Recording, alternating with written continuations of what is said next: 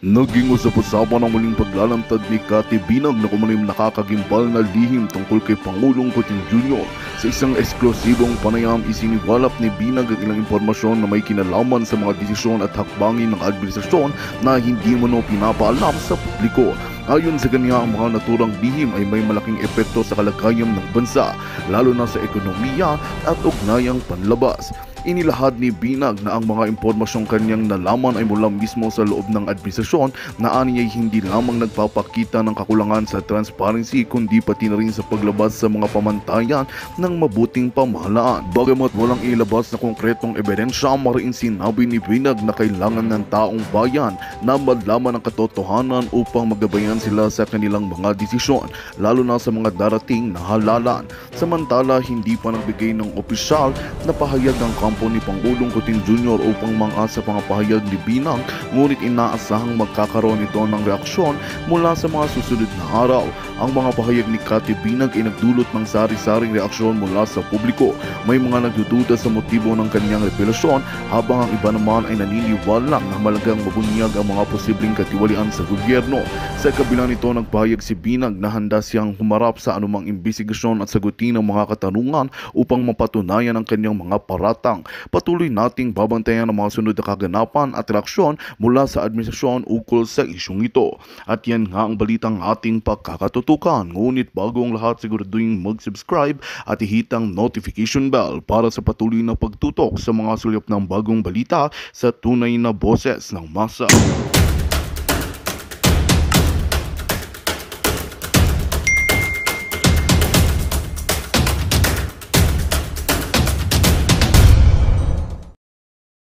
Chemical tube at chuchu ayon sa ating impormante. It's the same thing na pag-expose ni Agent Morales na kung sakasakali siya ay gurgurin, walang ibang gugurgur sa kanya kundi ang Malacanang, ang bangag na administrasyon. It's the same thing sa case ni Cathy Binag na sinabi ni Cathy pag may nangyari sa kanya ay yung kanyang information, ang kanyang USB, ayun ang kanyang sandata at wala pong ibang magugurgo sa kanya, yung mga bangag. It's the same thing sa akin at si distressed mother, okay, na pinakidnap ng gobyernong bangag ang kanyang dalawang anak. Okay? Soon, magsasalita na po si distressed mother at kaabang-abang yan. Alright? So ngayon, pag-uusapan natin siyempre ang mga bangag. Ano bang title natin? Huli sa picture. Noong August 21 ay nagbigay tayo ng regalo kay Lisa Tanas. Ano yung regalo natin sa kanya? Ang niregalo ko sa kanya ay litrato. Remember? Picture na kung saan kasama niya ang mga Pogo operators, si Cassandra Ong. So, noong August 21 ay sinabi ko sa inyo sa aking vlog at sa ating post sa Buljakan and Maharlika Network patungkol sa pinamagatan natin ang hari at reyna ng Pogo. Okay? Dahil yun po yung mainit na pinag-uusapan sa Huwad Committee ng mga bangag ng mga kongresistang mga nagsistick to their plans. Okay? Remember, meron silang plano to align the Pogo or the illegal Pogo operators to the Dutertes to Spoke Sari Roque o kung kanino pa man na gusto nilang i-align ang kwento ng Pogo. Ngayong araw na ito, patutunayan natin na naman sa inyo na hindi po random lamang o customers yung mga nagpa-picture doon sa How restaurant na sinasabi ng mga kaibigan ni Bangag. Mga kaibigan niya for 50 years, sabi ko nga, yung iba doon, mga kaktasi na sa Kabangagan, o yung iba doon, baka yun yung mga certain personalities na nakatsok-tsaka ni Lisa Tanas nung siya ay bangag na bangag sa pinagbabawal na white powdery substance. You know what, mga palangga? Maisingit ko lang, meron pa palang inalok na isang personalidad, si Lisa Tanas, ng white powdery substance o pulburon. Hindi lang si Cathy Binag Pero meron pang isang personalidad and kapag ready na siyang lumabas, ay may interview natin. Pero kasi delikado ang buhay ng taong ito. Delikado. Pero ngayon, patutunayan ko muna sa inyo na kung gaano kawalang hiya ang bangag na administrasyon. Muli po sa ating mga nanonood sa akin, ang mainit po na usapin dito kung paano ang hearing Senate and the lower house, yung House of Representatives o yung mga legislators na ito ay paano nila gumawa sila o mag-fabricate sila ng istorya laban sa mga taong gusto nilang gurgurin. Okay? Okay, mga kababayan. So, doon sa post na yon, nung balikan natin yung August 21 post, which is ito nga, yung picture na ito, mga palangga, ayan, mayroon ng dagdag yan, mamaya ipaliwanag ko sa inyo yan. Ang sinabi ko doon na ang certain mga personalities na yon, katulad na lamang na nagngangalang si Rainier Chu, nakatabi, okay, sabi dito, katabi na nakaitim, na siya ay kababata at best friend ni Bangag at taga-ayos ng Pogo operation gamit ang serbisyo ni Satanas sa most law firm. Okay, ito ay galing sa ating informante, di ba? Si Rainier Chu, ayon sa ating source, ay yung katabi ng nakaitim. Okay, ang sabi dito, siya ay kababata at best friend ni Bangag at taga-ayos ng Pogo operations gamit ang serbisyo ni Satanas sa most law firm. Ulitin natin. Ipinagtanggol ng mga bangag niyang mga kaklase kaibigan na during that time, ang sinasabi nila 2022 daw yung picture na ito at legal naman daw yung Pogo na yon during that time. That's true, legal ang Pogo. Pero ang usapin po, ang konteksto ng litrato kasing ipinakita ko, hindi about legal or illegal ang Pogo. It's about the 750 million pesos na inalay kay Lisa Tanas.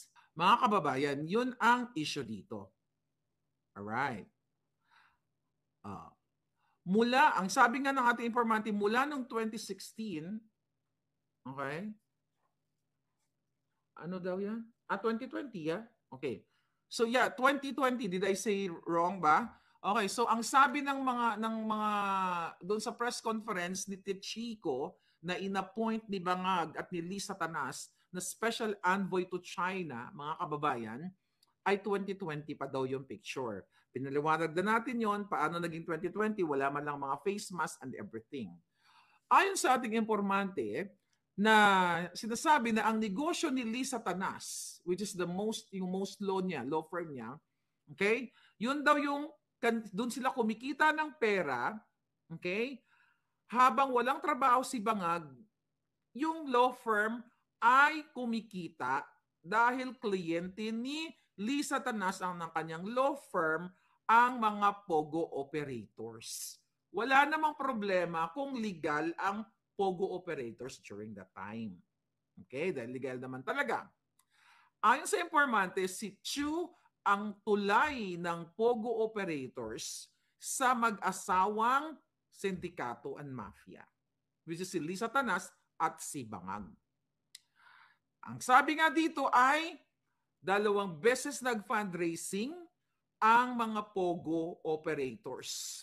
Okay? At ito ay ibinigay mga palangga kay Lisa Tanas. Alright.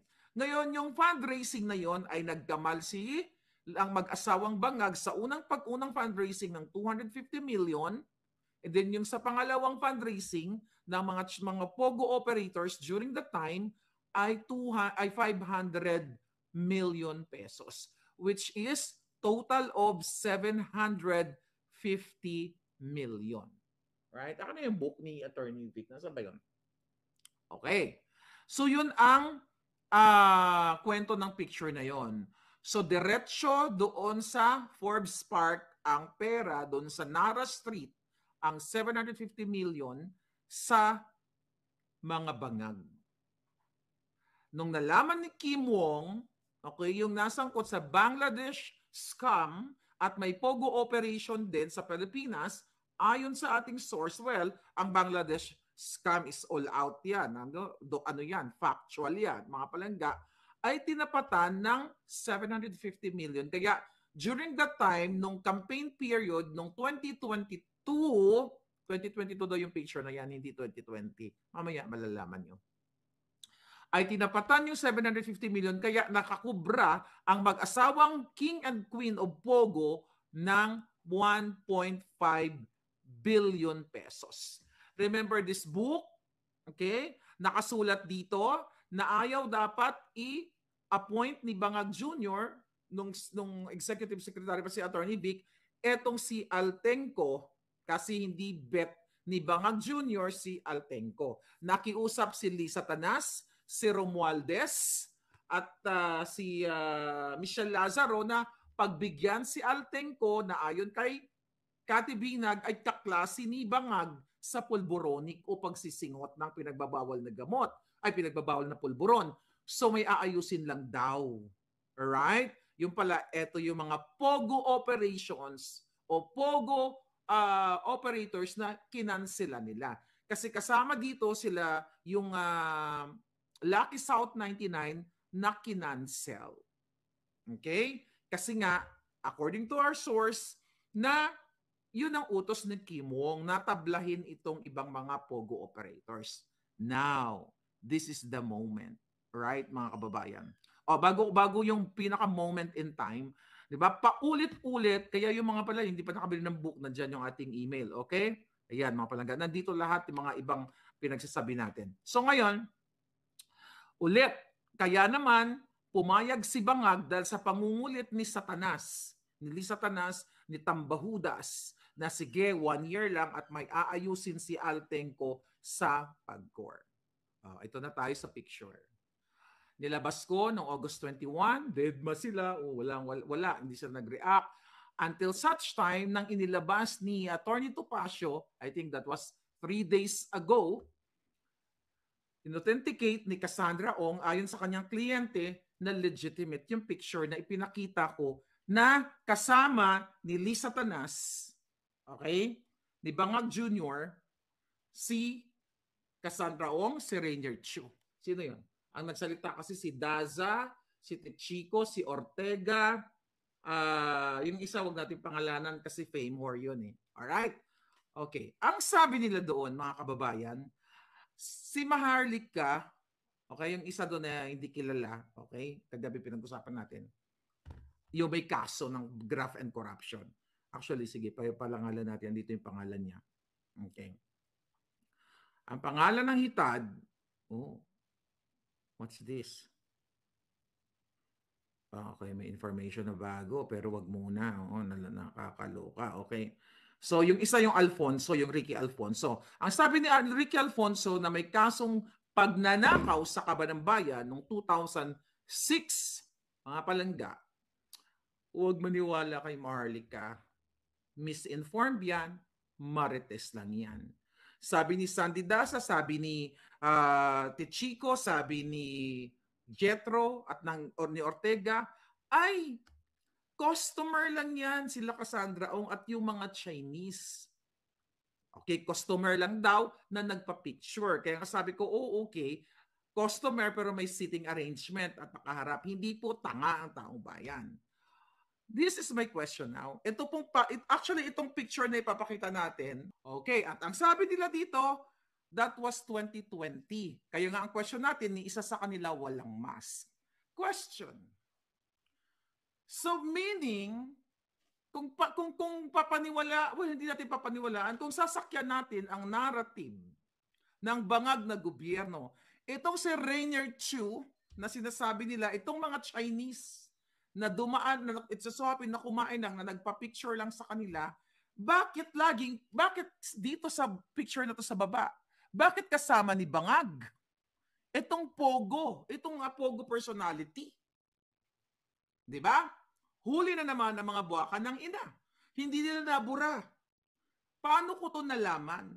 Itong picture na to, wala pong puting ahas na nagbigay sa akin. Thank you kay Cathy Binag. Okay?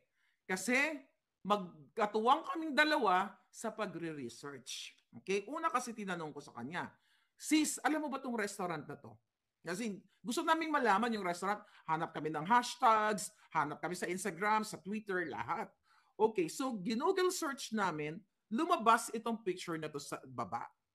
Okay? Actually, ang picture na to di sinend sa akin ni Cathy. Sis, tignan mo yan. Nandyan din yung Rainier Chu. Okay, dahil hindi ko naman kilala si Rainier Chu, hindi ko naman siya talaga kilala, so binusisi natin ng bonggang-bongga. Kasi yung unang picture, syempre ibang angulo and everything, binusisi natin kaya dapat kahapon ko pa ilabas yun. Kaya lang, minake sure ko na may isang taong kakilala o kakilala talaga si Rainier Chu. So ang dami kong mga personalities na message, paki-confirm nga bago natin to ilabas. Alam mo, kung si Abalos ay ang kanyang forensic ability about tenga, ako naman buhok. Siyempre, pwede tayo mag-iba-iba ng hairstyle. So sa makatuwid, kung pagbabasihan natin, based on our analysis, yung picture na ito, halos the same haircut. So hindi 2020 ang picture na nasa taas na pang debunk o pagsinungaling ng mga kaibigan ni Bangag. Mga buha ka ng ilan yung mga sinungaling. Thank you, Cathy, dahil kasama ka sa research. dapat talaga nagtatrabaho tayo sa mga yung mga hinuhuli at yung mga sindikato. Ayan po. So ibig sabihin, sa makatuwid, kung nagsasabi lang ng katotohanan na mga buha ka ng ina, tsaka itong picture na to, hindi ito kasagsagan ng pandemic. Kasi nga ni isa sa kanila walang mask at hindi allowed nung time na yan na lumabas. Okay, na kumain. Sarado pa nga yung mga restaurant noon. Remember? Naapektuhan nga yung mga business. Kaya nga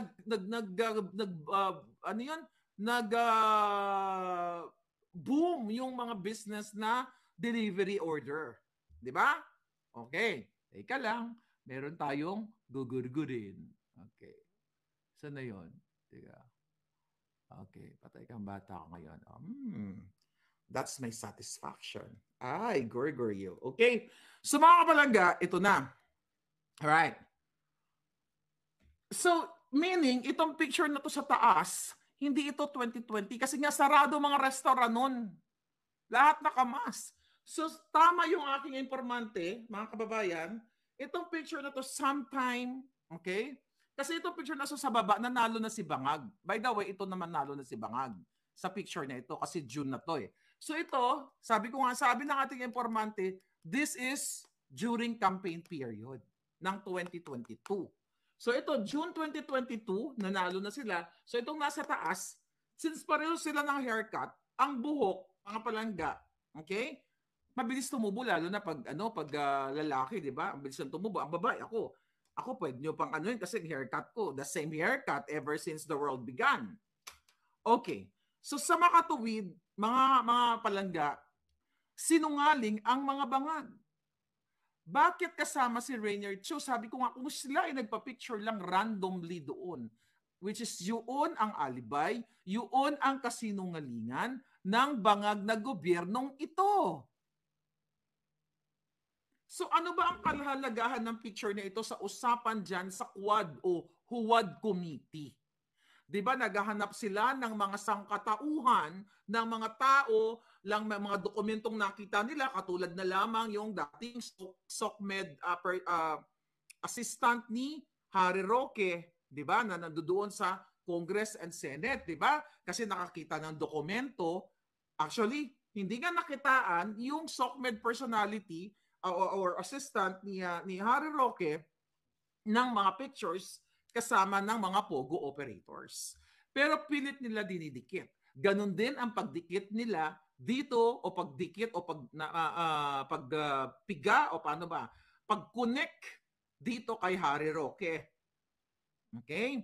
So doon sa hearing na yun, actually napanood ko yung mahabang hearing nila pero hindi ko naman, yung iba wala namang kwenta, di ba? Dahil ang mga witnesses nila ay mga speaker, mga resource person nila ay mga takas o natakas, dinukot galing sa presuhan. So ngayon mga palangga, ano ang kahalagahan ng exhibit na ito kung matino ang ating gobyerno, ang ating Congress at Senate? Malinaw sa exhibit A and B, sa unang picture na kasama ni Marcos Jr., ni Lisa Tanas ang mga pogo operators na nagbigay sa kanila ayon sa ating source ng 750 million. Ngayon, pagdating dito sa baba, June, kasama pa rin ni Bangag Jr., wala na si Satanas dito, wala sa picture, hindi ko makita. Kasama ni Presidenteng Bangag ninyo, ang pogo operator na pinapangalanan sa Senado and Congress. Nanonood naman kayo, Rainier Chu, di ba? Mr. Wu, kanina, kahapon pinangalanan. So gaano kahalaga ito? Kung matino ang mga putang inang yan, ipapatawag nila at pagpapaliwanagin si Lisa Tanas. Bakit ito, mga picture na ito, kasama nyo ang mga personalidad na ito, dapat i-cross-exam nila, katulad sa pagko-cross-exam nila sa kanilang mga speaker. Pero bakit nila hindi ipinapatawag? Kasi ang mga kongresista at ang mga senador ay bayad na ang kanilang kaluluwang itim. Umpisa natin kay Ontiveros na anti-Marcos. Ikaw, Ontiveros, anti-Marcos ka. Pagkakataon mo na sana na magpakitang gilas, but not anymore. Kasi ang iyong kapatid at ang iyong brother-in-law ay appointed na ng bangag na presidente. Kaya ano ba ang pakialam mo sa justice or sa truthfulness or sa tamang alignment ng iyong laban? 'Di ba? Wala na. Ibig sabihin, mga dilawan o mga pinklawan na sumuporta sa kanila, hindi kayo ang priority ni virus at ng iba pang mga kongresista at mga senado. They are for their vested interest that pinaupo ang kanyang dalawang kamag-anak, hindi na siya magsasalita kahit nakikita niya na harap-harapan sa litratong ito na pwede nilang pagkakataon na i-interpolate nila at i-cross-exam. Pero hindi nila gagawin yan. Kasi nasungal-ngalan na ang mga bunganga ng mga buwakan ng inang kasalut-salutan at kasabwat ng bangag na gobyernong ito. Hindi ba ito material or relevant issue na ang mga pogo operators, actually wala namang problema sa kanila sa picture na ito kasi legal sila noon eh. Legal. 'Di ba sila Cassandra Ong, 'di ba? Siya ay, sinabi niya doon sa hearing kahapon na siya nga ay part ng Whirlwind. Kumbaga, isa sa mga stakeholders ng Whirlwind at sila ay, ang negosyo nila ay real estate. Nagpapaupa sa pogo operators which is yung kanyang ninong na si Mr. Wu na kasama sa picture na yon. Okay? So ngayon, mga kababayan, malinaw pa sa sikat ng araw na ayaw pansinin ng inyong Kongreso at mababang kapulungan at Senado ang kahalagahan ng exhibit ni Maharlika. Bakit?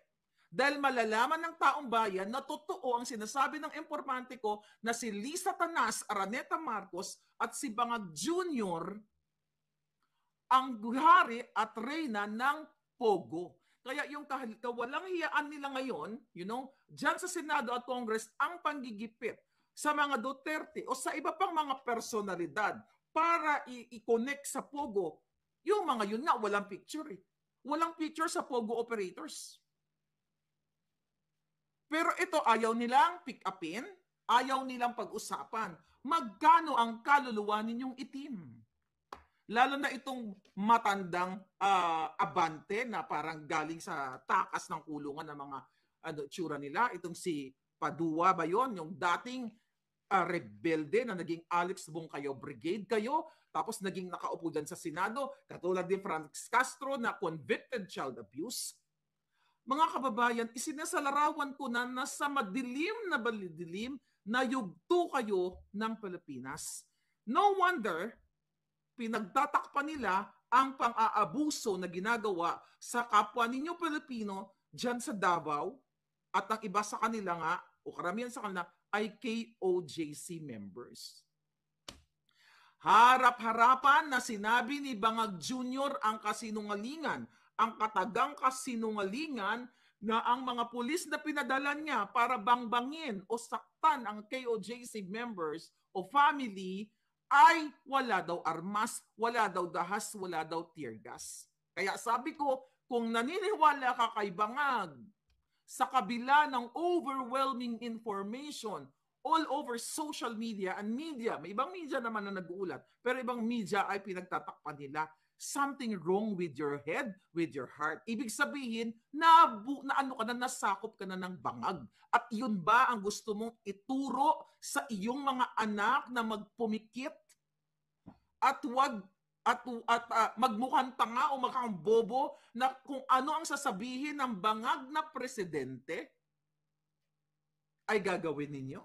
Recently, nagsabi si Gibo, okay, ang DND, secretary ninyo, na inaugment o i-improve nila, di ba, ang kanilang i-improve o i-increase nila ang suporta doon sa PNP, sa KOJC, at magpapadagdag sila ng AFP o ng mga members. Mga kababayan, yung mga matitino na mga general, kayo po ay manindigan. Ang hinahabol yung tao, si Pastor Kibuloy, ay iisa lang. Hindi nyo kailanman trabaho at wala sa batas, sabi nga ni Attorney Torion, napakagaling na abogado, hindi kasama sa warrant of arrest.